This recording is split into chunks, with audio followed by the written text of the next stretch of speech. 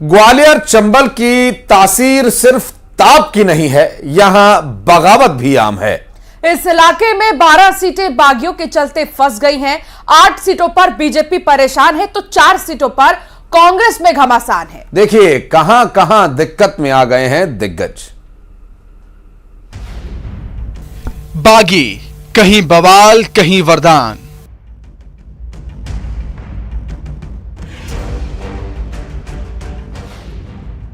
कांग्रेस के लिए 4 चुनौती।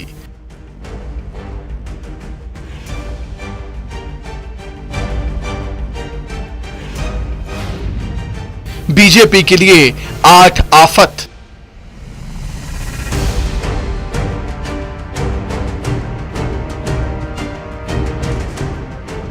ग्वालियर चंबल अंचल के मिजाज में बगावत है।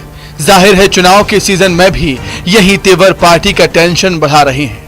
बगावत दोनों ही पार्टियों के लिए बाधा बनी हुई है।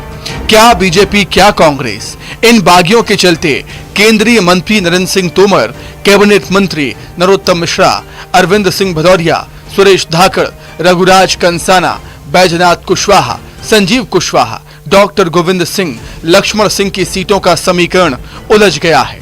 ज्यादातर दिग्गजों के लिए बागी परेशानी का सबब है तो कुछ जगहों पर यही बागी चुनावी वैतरणी पार करने का जरिया बनते नजर आ रही हैं।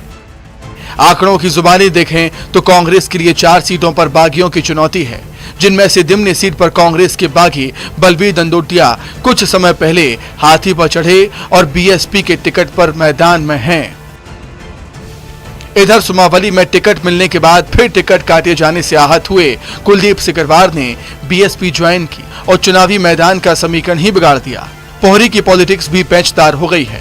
पंजे को छिटककर बीएसपी से मैदान में मौजूद प्रद्युमन वर्मा कांग्रेस को नुकसान पहुंचा रहे हैं, जबकि हॉट सीट डबरा में टिकट न मिलने पर सत्यप्रकाशी परसेंडिया बीएसपी से लड़ रही हैं। उनकी बगावत की आग भी पंजे को ही झुलसा रही है।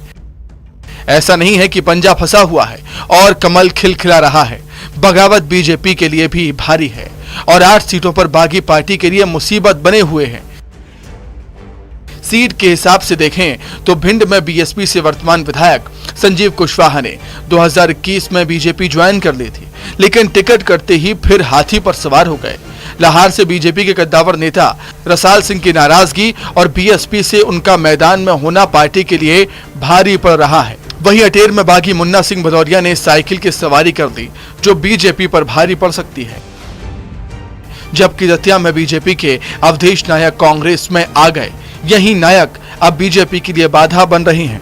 जबकि कोलारस बीजेपी विधायक वीरेंद्र रघुवंशी ने बीजेपी छोड़ कांग्रेस का दामन थाम लिया, जबकि चाचौड़ा से बीजेपी के पूर्व विधायक ममता मीणा ने झाड़ू थाम ली, जिससे बीजेपी फंस सकती है। श्योपुर सीट पर भी बीजेपी के बिहारी सोलंकी हाथी पर सवार होकर बीजेपी का वोट कुचल सकते हैं।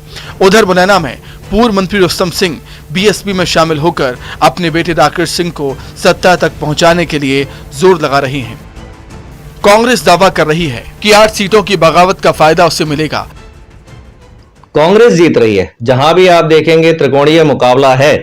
अधिकतम जो लोग हैं वो भारतीय जनता पार्टी के बागी हैं। हर सीट को देख लीजिए आप। श्योपुर से चलिए कांग्रेस जीत रही है, उसके बाद विजयपुर आ जाए कांग्रेस जीत रही है। उधर नरेंद्र सिंह तोमर जी की विधानसभा पे चली जाइए, वो तीसरे नंबर पर जा रहे हैं। उधर लाहौर विधानसभा पे चली जाइए, वहां से भाजपा के बागी रसाल सिंह खड़े हुए हैं। केपी सिंह जी की विधानसभा पे चले जाइए, वहां ज्योतिरादित्य सिंधिया पहले ही रणभूमि छोड़कर भाग गए थे। तो आप कहीं भी चले जाइए, डबरा चले जाइए, इमरती देवी जी पिछली बार जितने वोटों से हारी थी उससे 4 गुना वोटों से इस बार हार रही हैं। जिस विधानसभा में हम बैठे हुए हैं उस विधानसभा में ज्योतिरादित्य सिंधिया जी की मामी हार रही हैं। हर जगह कांग्रेस तो जीत रही है। उधर भारतीय जनता पार्टी का दावा है कि ग्वालियर चंबल अंचल की सभी सीटों पर बीजेपी को ही फायदा है, चाहे बागी कोई भी हो, किसी भी पार्टी का हो।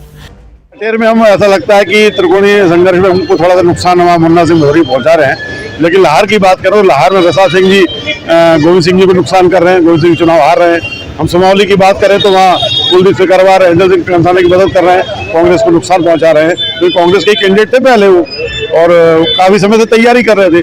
तो जहाँ जहाँ ऐसा लगता है कि त्रिकोणीय संघर्ष और तीसरा व्यक्ति कुछ अच्छी ताकत में है तो भारतीय जनता पार्टी की मदद कर रहा है।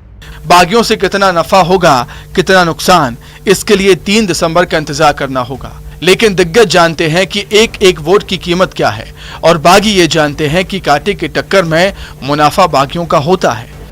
बाकी सियासत का स्थायी चरित्र यह है कि यहां आस्था सत्ता सुख के हिसाब से बदलती रहती है। इंतजार कीजिए 3 दिसंबर का। सुशील कौशिक, न्यूज़ 18, ग्वालियर। खंडवा जिले की